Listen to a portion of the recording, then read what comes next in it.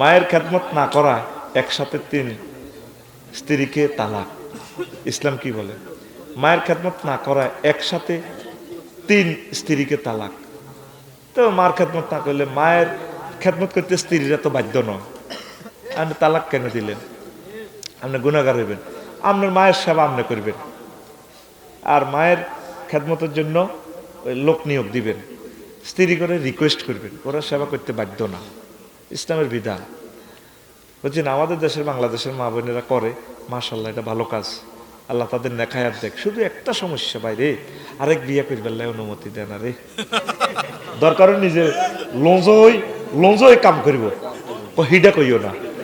আর Saudi আরব বললো এরা কাম করতে না, শরীয়ত ঠিক, বিয়ে তুমি যা করো করো বই, তোর লাতি দি কইব বাকাল বাকাল ইজাবিলাল বাকালা ওদের কোন চা ইজাবু লাহমিন ওয়া তুআমিন ওয়া জুশওয়া কোকাকোলা মুসা, যা জুশান কোকাকোলা খাবা আর বোল্ডার কর।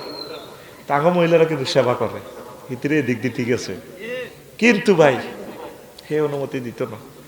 আল্লাহ আমার বোনের করে বুঝাও, আমিন করার জন্য কাউকে 10,000 টাকা দেয় এবং 2 জনে ভাগ করে ফসল নেয়, তাহলে প্রথম লোকের কি সুদ খাওয়া হবে?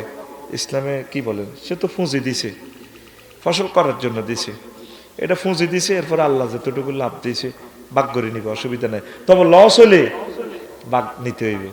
যদি কোনো তুই 8 টাকা দিয়ে এলা, তাহলে সুদ হইব, কি হইব? আহা জয় বাংলা। আচ্ছা, আসসালামু আলাইকুম হুজুর, আল্লাহর জন্য আপনাকে আই লাভ ইউ। হুজুর, বয়স 23 বছর, প্রায় বিয়ে করতে চাচ্ছি, কিন্তু পরিবার দিচ্ছে না।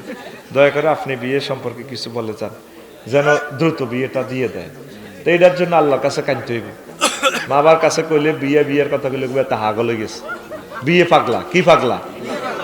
আল্লাহরে ধর, আল্লাহ তুমি তো দুঃখ বোঝো, চাকরির ব্যবস্থা করো, রিজিকের ব্যবস্থা করো, আর মাইয়ার বা আগর দিলে বিতে আলহাম জারি করো, যাতে মাইয়ার বা আরে বিয়ে মাইয়া অজ্ঞানী বস্তাত ভরি আমি দিয়ে যাই, আল্লাহ যাতে বিয়ে শাদী করতে পারি, আমিন। টিস্যুর মধ্যে নিয়ে লিখছি, আয় হায় রে, টিস্যুর মধ্যে প্রশ্ন লিখছে, এটা হারিয়ে যাবে, এতটাই আগে কই হুজুর